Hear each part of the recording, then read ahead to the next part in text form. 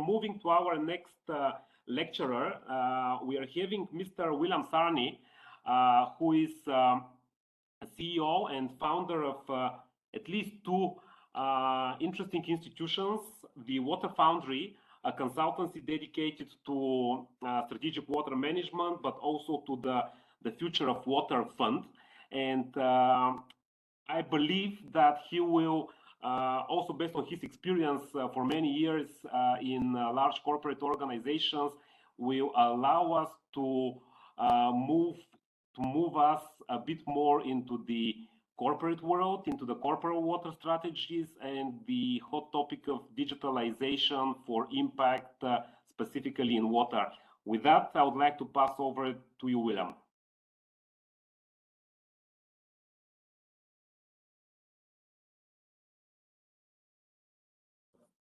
I have to unmute. Can you hear me now? Now, yes. Great. Monica, if you can advance my slides, that'll keep it simple. So first of all, thanks for the opportunity to contribute. I wish I was there in person, of course, but where I fit in the world of water, I started my career as a hydrogeologist. So working on water supply projects, large-scale remediation programs in the US. We have a program called Superfund. I did that. But roughly the past 20 years, I've worked on corporate sustainability and corporate water strategies, technology, innovation, and also investment. And apologies for spelling founder wrong in this first slide. It's not a great way to start. But anyway, so that's where I fit. What I'm going to talk about is that intersection of what multinationals are doing with respect to water stewardship, how they're driving technology innovation, and also investment in innovative water technology companies, startups, and early growth stage companies. Next slide, please. Next slide. So this quote is from an article I authored with Stu Orr, who leads the Global Freshwater Program from WWF. And a number of years ago, we were talking about really what's the intersection of corporate water strategy and business growth. And we found that many companies were really not aligning their water stewardship strategy, how they valued water, how they were thinking about water, with their ambitious growth strategies. And when we looked at companies, we saw that most of their growth was in emerging markets. And unfortunately, in emerging markets, we see really a dominant water stress, water scarcity, water quality issues, and so on. So really how to reconcile the two is really what the article was focused on, and really much of the work that I do in terms of getting multinationals to think about water beyond the price of water, really consider the value of water and how to use that as a way to drive better investments and better impact. Next slide, please. This is a quote from Andre and Ravasha from AB InBev. AB InBev is the largest beer company in the world. They have a very innovative corporate water stewardship program. And really what they're doing is really sort of changing the rules of the game, if you will, in a positive way in terms of how a company like AB InBev engages with entrepreneurs and investors to come up with solutions that are really quite different in certain categories, such as climate change, innovative packaging, water, sustainable agriculture, and so on. So we're really seeing a shift in terms of how some multinationals are thinking about their role in solving complex environmental issues. Next slide, please. I just want to frame this a bit in terms of how companies think about water as a business risk. And this is important because it translates into technologies that they deploy, investments that they make, and also how they engage with other stakeholders. So companies think about physical, regulatory, and reputational risk, those three dimensions across their entire value chain. Physical risks are fairly straightforward. How much water do they have? What's the quality of that water right now? currently and projected forward. Regulatory, what are the regulations right now? What might they be going forward? What are the costs associated with that? And reputational risks, which is very, very important. Basically, how society and NGOs and other organizations, including governments and civil society, view how they're managing water or not managing water terribly well. And again, they view that across their entire value chain. So their supply chain operations, and in some cases, product use is important if you're making things like washing machines and shampoo and so on.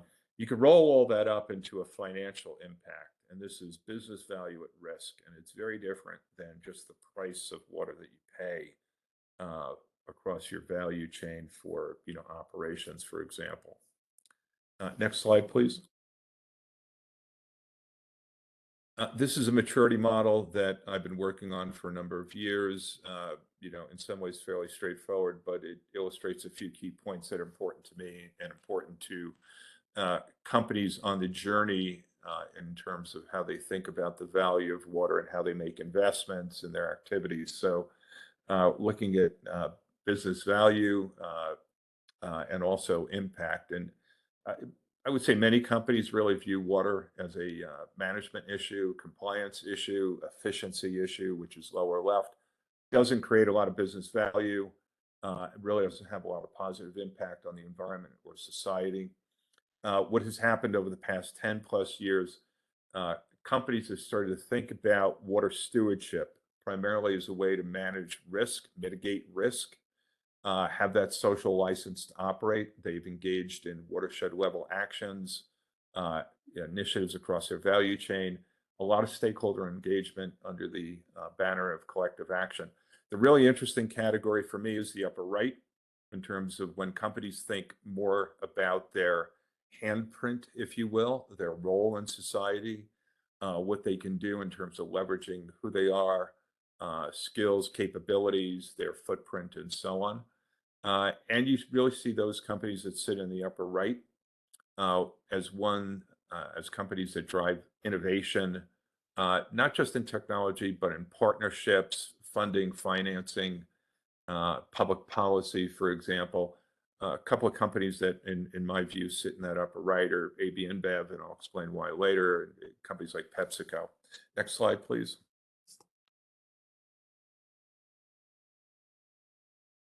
I talk a lot about wicked problems. Wicked problems actually have a definition. And one of the attributes of wicked problems that I find most interesting, because it really drives some of the initiatives that we're seeing right now, is that no one stakeholder can solve wicked problems. So I think you're probably seeing this at your conference, that a range of stakeholders have to come together and bring their capabilities, their thinking, their perspective to the table to solve wicked problems such as water, climate change, biodiversity, loss of ecosystems, and so on. And this slide is from a friend of mine, Tom Higley, who launched something called 10-10-10, which is a accelerator program. They bring together 10 entrepreneurs for 10 days to focus on 10 wicked problems and come up with solutions. And really what the slide illustrates is that various stakeholder groups have very different attributes. The public sector has size and scale, but really not speed and focus. Entrepreneurs have speed and focus, but not scale. The circle in the middle there, historically, the private sector has worked with NGOs like the Nature Conservancy, WWF, some other NGOs that are out there on their water stewardship program, very conservation focused. That's changing. And as I mentioned with AB InBev, they're a really good example of a multinational that is working more with entrepreneurs now, investors, other multinationals in pre-competitive space, academic institutions, technology transfer offices, and so on. So, excuse me, quite a bit of change in terms of how companies are thinking differently. Next slide, please.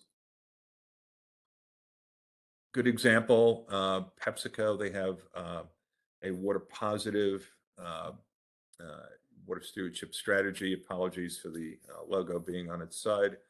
for the Future of Water Fund. But what they've done is they've made direct investments in technology companies such as NDRIP, which is a Israeli gravity micro irrigation technology company. They made a founding investment in our Future of Water Fund. So really thinking differently about their role and how they can have a positive impact on addressing water scarcity and water quality issues and access. Next slide, please.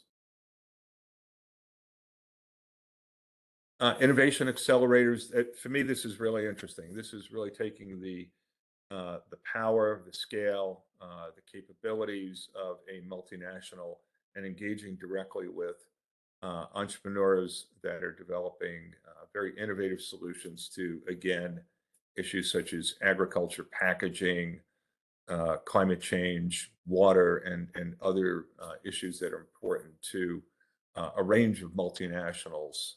So this is the 100 Plus Accelerator launched by AB InBev, I want to say roughly about 4 years ago. And they had their initial cohort, again, focused on just a few key issues. At the time, it was ag, climate change, water, energy. What they did last year was really, really interesting in terms of having an impact on some of these key issues, these key wicked problems. And they brought in Colgate-Palmolive, the Coca-Cola company, and Unilever as part of the multinational group that would identify innovative technology companies in these various categories and provide support, direct investments, pilot projects, mentoring, a host of other support mechanisms to help them grow. A lot of training. Their cohort kicked off last week rather, and really interesting, exciting technology companies that are out there in the water ones, primarily focused on innovative treatment technologies, innovative business models, including things like water treatment as a service. So definitely worthwhile tracking. Next slide, please. The Digital Watershed. This is something that I've been focused on for quite some time. Not exactly a digital twin play, but really thinking about how to leverage innovative digital technologies to have an impact on building and maintaining healthy, sustainable, and resilient watersheds. Next slide, please. Healthy watersheds has become a term of art, so to speak, with several corporations. And it's a bit of a shift, I'd say, over the past year. You start to see companies like AB InBev talking about building healthy watersheds. Pepsi, their water positive initiative includes healthy watershed thinking and initiatives. Coca-Cola talks a lot about water security and replenish.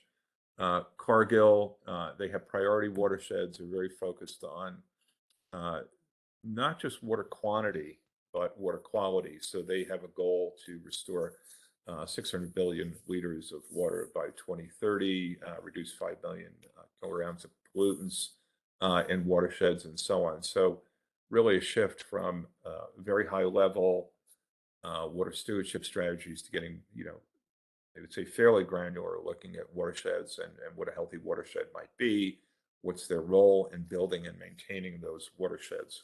Next slide, please.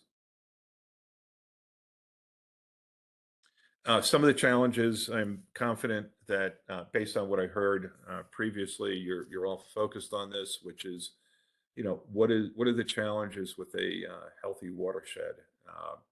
We're seeing water quality and quality impacted by climate change, extreme weather events, the impact of poor water quality, scarcity, and climate change on ecosystems, extreme weather events, and so on. So nothing new here, I would say, but really just want to highlight some of the challenges that we all face, including multinationals, as they are active stakeholders in that watershed, but also have supply chains and workforce in those watersheds. Next slide, please. What do we need? I believe we're in a position to access data on a real-time basis, have the ability to forecast water quantity and quality, better communicate that, turn it into actionable information, and use that as a way to inform decisions and interventions with respect to water quantity, quality, and also improve access to water. Next slide. One thing that I'm working on with at least 2 multinationals and an NGO is how do we create this healthy watershed using digital technologies? And I won't read the slide, but really, it's a interesting development in the world of corporate water stewardship. Companies historically have made investments in conservation programs, in watersheds, interventions, replenish strategies, without really knowing essentially what the payback is, the impact. So, $1 invested, great, but how do you quantify that impact so you're making better decisions on building and maintaining a healthy watershed? So that's really the idea around this. And how do we use digital technologies to get us to that point where we're really understanding on a real-time or near-time basis and have the ability to forecast performance within the watershed. Next slide, please. Digital technologies, I've spent a lot of time working with digital technology startups, early growth stage companies. Absolutely believe that digital technologies are transforming, or the biggest factor in transforming the water sector right now. Digital technologies have influenced every aspect of our lives, and now we're seeing it in the water sector. So these are just some of the interesting companies that are out there, in my view. Jive, satellite data acquisition, analytics, the ability to forecast water quality. True Elements, they have aggregated publicly available data in the US, and now they're using it, doing that elsewhere, as a way to understand water quantity, quality on a real-time basis, the impacts of climate change, and then also forecast out what those factors might look like going forward within particular watersheds, working for both the public and the private sector. Yellow Sub Hydro, a hydrology modeling company, sort of very straightforward in terms of what they're delivering. Salient predictions, climate change, forecasting company. So it really just a collection of companies out there that are using digital technologies to give us greater insight on watersheds and their performance. Next slide.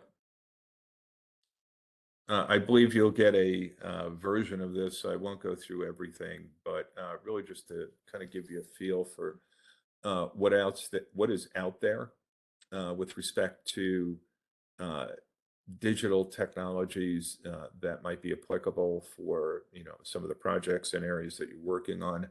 A lot going on in terms of hydraulic modeling and management, water health, FredSense, near real-time water quality monitoring. Some of the climate and flood resilience tools are pretty interesting to me.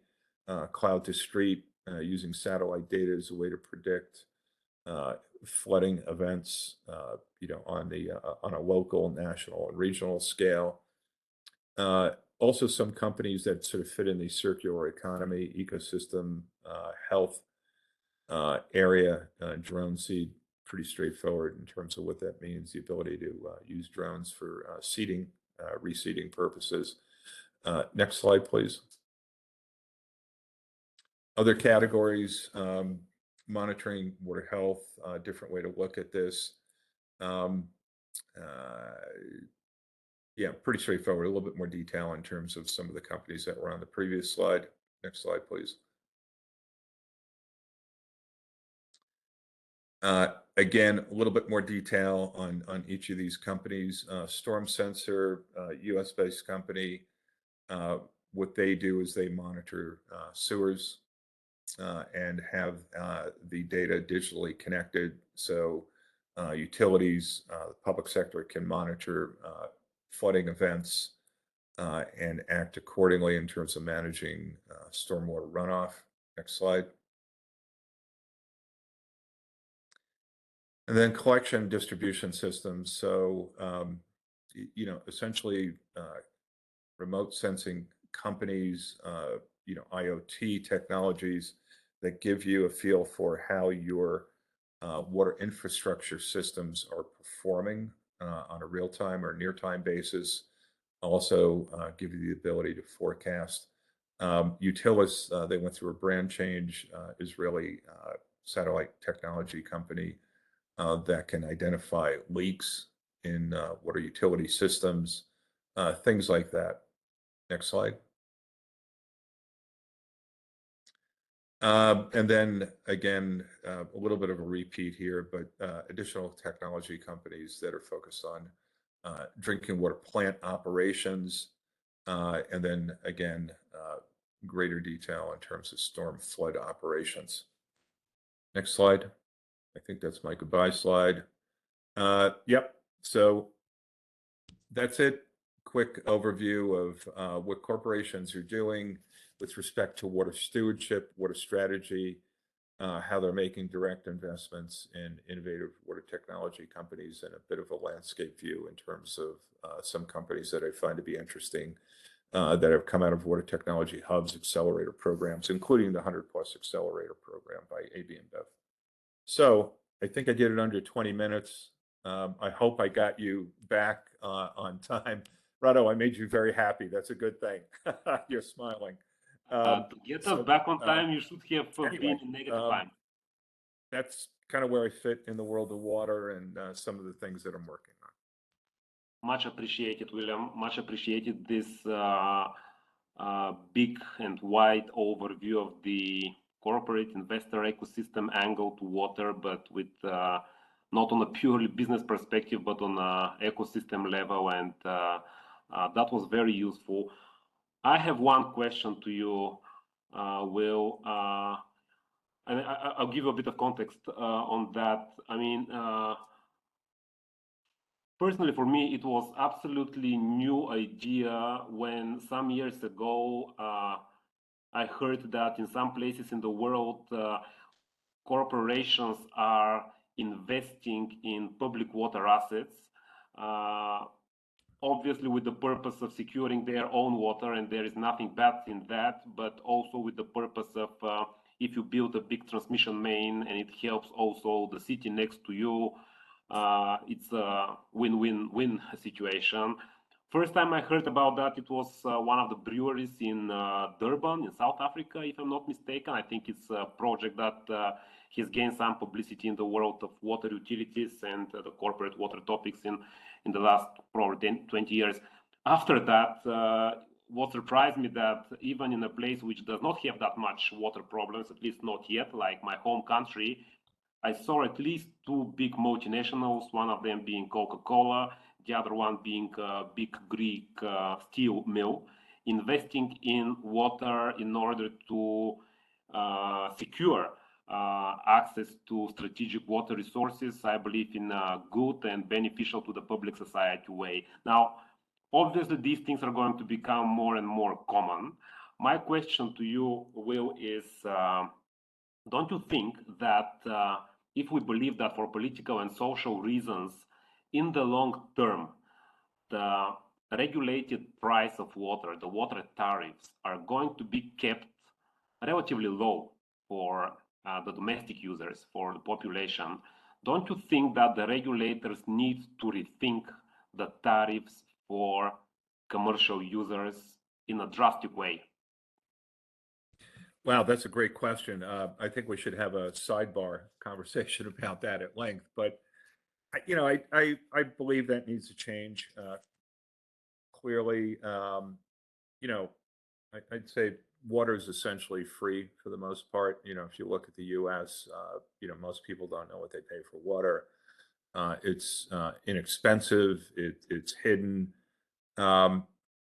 where I believe we need to go, we need to increase pricing for water, but also be mindful and build in public policy that ensures that disadvantaged communities still have access for water. So they may not be able to take the burden, absorb the burden of increasing prices for water. So, yeah, I believe prices, tariffs need to increase.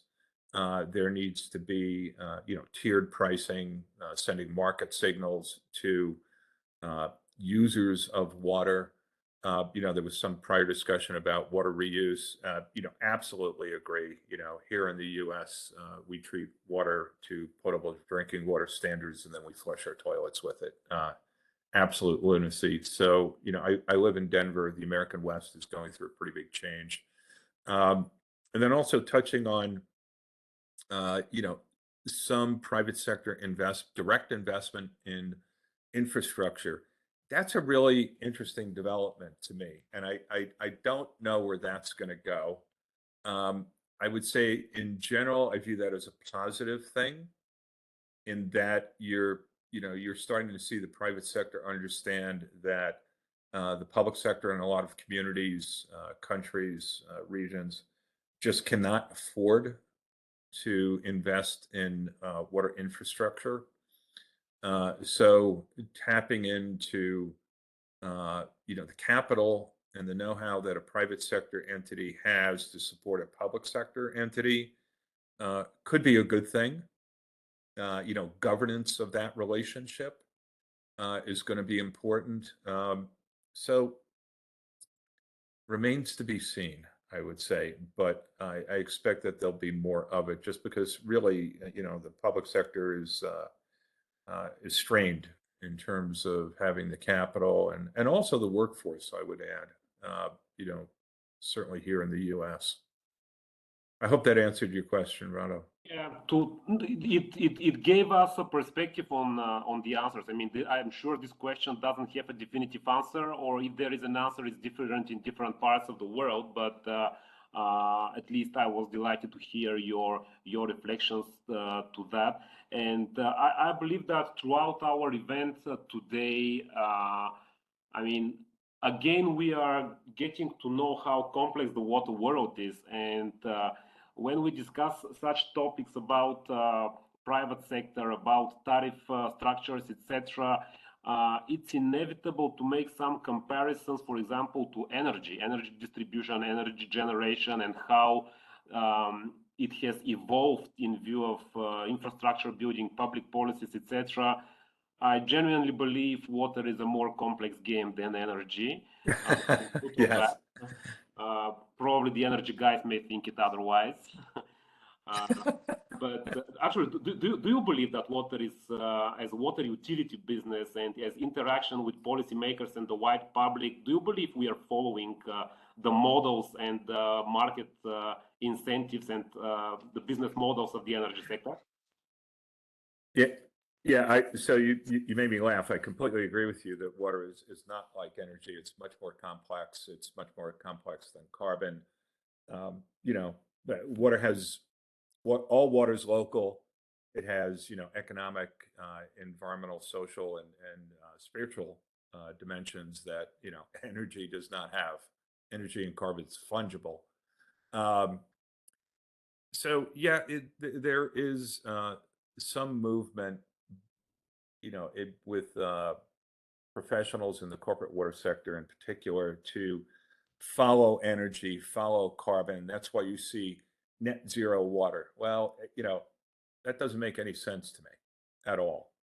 But it's a simple construct, and there's this, wave, if you will, of initiatives in thinking about what net zero water means, or water positive, and so on. And it's very much a footprint play. How many gallons, how many liters of water does a company use? They then invest in offsetting that, just the way you would offset carbon emissions and so on. And I think some healthy pushback is in order. And actually, WWF published some recent papers on, that, providing commentary on, net zero for water, and we just need to be cautious. Yep, point taken, and glad to hear that this is a topic on which we are in agreement, and I would believe many water professionals would do so, and I believe this is the objective position on the topic. Thanks a lot, Will, for participating, for bringing a different angle to our topic, a bit more corporate, a bit more business, investment, startup arena that you presented.